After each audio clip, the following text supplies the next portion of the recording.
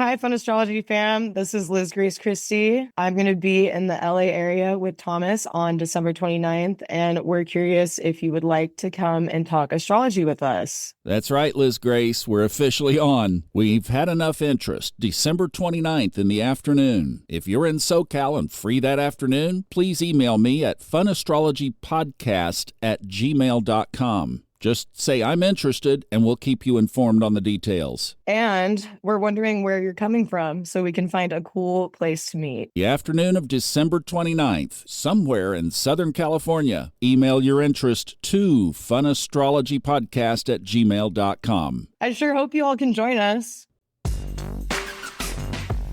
Hey, welcome to the Tuesday edition of this abbreviated holiday week. Isn't this a great time of year? I'll tell you, whether you're celebrating or not, it is just a wonderful season here that we are embarking upon. The holidays following, of course, Thursday, Black Friday. Then the holiday season is upon us. And at least from the sky's perspective of exact aspects happening this week, there are not many. Most of them happen tomorrow. And Elisa Dixon's going to come in and walk us through that with a great holiday prep episode, including some good information about a long void of course that takes place tomorrow. And to that end, I got to thinking about these last aspects before the moon goes void of course. And tomorrow, that happens to be a sextile to Mercury, which is in retrograde.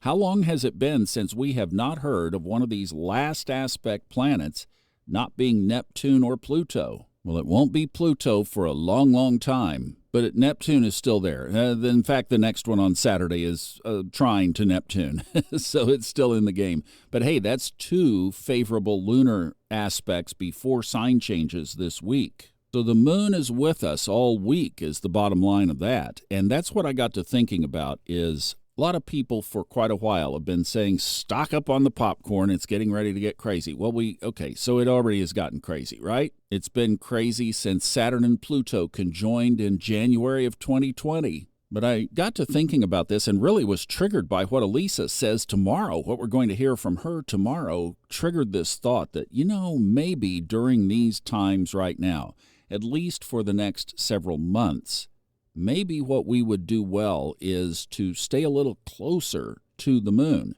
So Kristin's lunar calendar is available for you to always look at, and you can download it right from the page.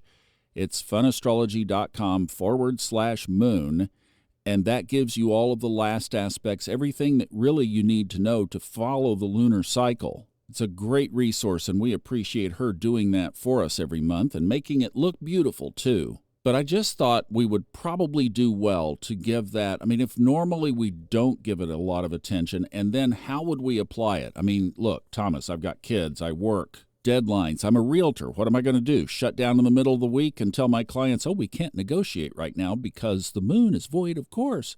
Yeah, that doesn't work in practical life. But I do think we could just stay closer to it. And for example, just knowing that this entire week is good from the lunar perspective, that gives you the incentive to mash the gas on things, knowing that the outcomes are usually going to be favorably blessed from that lunar energy. And whatever happens in the big picture is what happens in the big picture. We can pray for that, and then we observe. But what can we do? What should we be focused on? Well, when the moon is not as favorable, maybe we back up a little bit and or at least realize that the collective could be acting negatively. So those are the people that you deal with on a regular basis who are not tuned in spiritually. And how many people that you cross your paths with over the course of a week are following the lunar last aspects before it goes void of course? Probably not that many. So I think if we become more aware and we just practice within ourselves and with what we can do, then I think that we have the ability to contextualize things around us better. That's the main point. Now, the other thing is today's aspect, and it brings up a correlation to another thing, and that is happening at 1:32 this morning Eastern, early in the morning. The sun trines the north node of the moon, thus it sextiles the south node of the moon, which should get our attention because that's in between the conjunction and the square, correct? And that means a moon wobble is ahead of us. It must be sometime soon. Well, it is. That square will happen on December 23rd, and for the widest margin of the moon wobble, from the time the sun squares the nodes of the moon or conjoins them. Some people back up 14 days, others back up 21 days. I even widened that out when I saw the Hamas situation happened right before the 21-day mark in October of last year. I just, go back to say, my saying is, it's not God that put those lines there, it's us. So with some elasticity, but we are backing up to have Mercury retrograde and the moon wobble happening at the same time. See why I was thinking maybe we should keep an eye on the moon right now? And that moon wobble was dubbed by actually Linda Goodman's teacher, Grant Louie, did it when he heard the study and the research from his friend Carl Payne-Tobey, who really is credited with discovering this phenomenon. This Carl Payne-Tobey was doing research this is the 1930s and 40s. And he was correlating the sky to when insurance companies were having house fires that they had to pay claims on. So as he observed the dates of these fires and what was in the sky, he was chasing down that they might have happened during eclipses, that there might have been an increased frequency. That wasn't the case at all. It ended up being when the sun either conjoined or squared the nodes of the moon. That's how all this got started. So there again, see, we're going to non-participate in stuff right now, and we're going to stay closest to the fastest moving thing in the sky, and that's the moon. And what's its energy? And Elise is going to give us a great talk on that tomorrow. And I will make that more of an emphasis on the daily podcasts, too, to give us that outlook on a regular basis. So hold me to that, all right? Good deal.